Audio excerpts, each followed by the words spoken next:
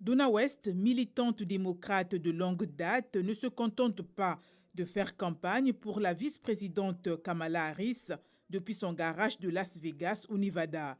Elle dit qu'elle se bat aussi pour que la sénatrice démocrate Jackie Rosen conserve son siège au Sénat américain.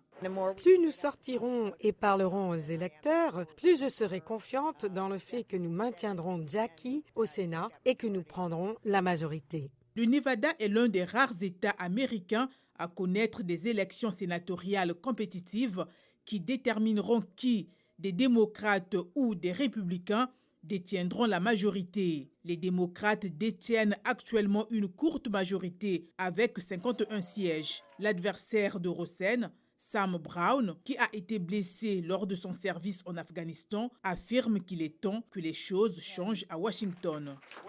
Nous avons une économie à remettre en place. Il y a des choses que nous pouvons faire, du logement à notre politique énergétique. Nous devons nous occuper de la situation à la frontière. Au Texas, qui est traditionnellement un bastion républicain, les sondages montrent que la course est serrée entre le démocrate Colin Allred et le sénateur républicain Ted Cruz. Lors de leur débat de la semaine dernière, M. Allred a interrogé M. Cruz sur l'assaut du 6 janvier 2021 contre le Capitole des États-Unis. Cette élection est sur sa responsabilité. On ne peut pas juste être patriote quand son camp gagne. Ted Cruz a réfuté cet argument. Vous ne l'entendez pas parler des émeutes d'Antifa et de Black Lives Matter qui ont brûlé des villes à travers ce pays. Dans l'État rural du Montana, le sénateur démocrate Jon Tester est confronté au républicain Tim Sheehy. Lors de la Convention nationale démocrate plus tôt cette année, un délégué a déclaré que de nombreux électeurs de l'État pourraient voter pour l'ancien président et candidat républicain Donald Trump, mais qu'il maintiendrait un démocrate au Sénat.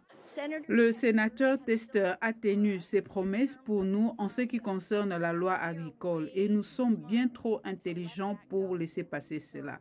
Mais lors de la Convention nationale républicaine, les délégués ont déclaré que les votes libéraux de M. Tester ne convenaient pas à l'État. Tim